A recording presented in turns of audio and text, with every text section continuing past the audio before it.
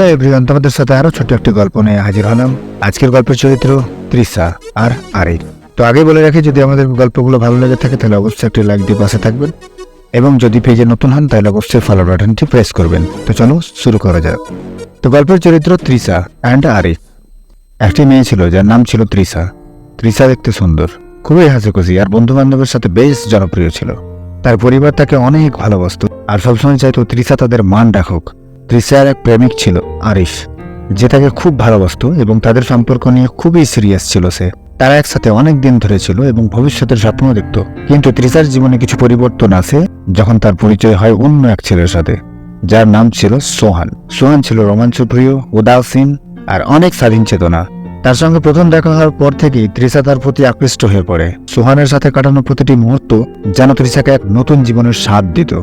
তৃষা বুঝতে পারছিল যে আরিফের প্রতি তার ভালোবাসা সত্ত্বেও সে সোহানের সাথে এক অদ্ভুত রোমাঞ্চ অনুভব করছে, আর এই জন্য সে আরিফকে অজুহাত দেখিয়ে সোহানের সাথে গোপন সম্পর্ক চালিয়ে যেতে থাকে।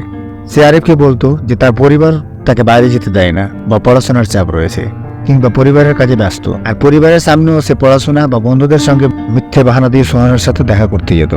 প্রতিদিন সোহানের সাথে ঘুরতে বের হওয়া আর গোপনে তাকে নিয়ে নতুন জায়গায় সময় কাটানো তৃষার জীবনে এক নতুন রোমাঞ্চ এনে দিয়েছিল। তবে তৃষার মনের এক কোণায় সবসময় একটা অপরাধবোধ কাজ করত, কারণ সে জানতো যে সে তার প্রেমিক আরিফকে ঠকাচ্ছে এবং পরিবারের বিশ্বাসকে আঘাত করছে। কিন্তু সোহানের প্রতি এই নতুন আকর্ষণ বা রোমাঞ্চ তাকে এই দ্বৈত সম্পর্ক থেকে বের হতে দিত না। তৃষা এই দুই জীবন নিয়ে চলতে থাকে। আরিফকে সে আগের মতোই ভালোবাসার অভিনয় করত, কিন্তু তার মন তখন সোহানের দিকেই ছুটে যেত। সে জানতো না তার এই দ্বৈত জীবন কতদিন পর্যন্ত চলবে, কিন্তু তবুও সে নিজের মতো করে জীবনকে উপভোগ করতে চাইছিল। তৃষার এই দ্বৈত জীবন তাকে আনন্দ দিলেও ভিতরে ভিতরে সে জানতো একদিন না একদিন তার মিথ্যার জাল ভেঙে পড়বে।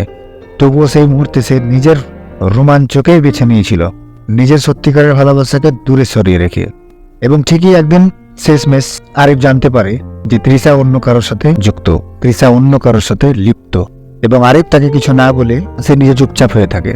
এবং তৃষা একই রকম ভাবে নিজের দ্বৈত সম্পর্কটাকে টিকিয়ে রেখেছিল।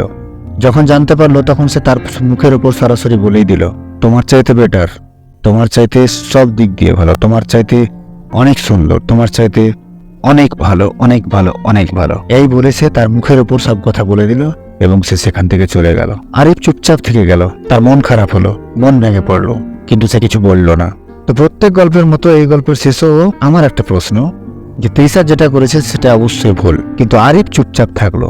তো আমার প্রশ্নটা এটাই, আরিফ চুপ থাকলো এটা ঠিক, নাকি তার পরিবর্তে তাকে কোনো কিছু শিক্ষা দেওয়ার জন্য কোনো কিছু করা উচিত ছিল, এটা ঠিক? উত্তরটা অবশ্যই কমেন্ট বক্সে জানাবেন। ধন্যবাদ।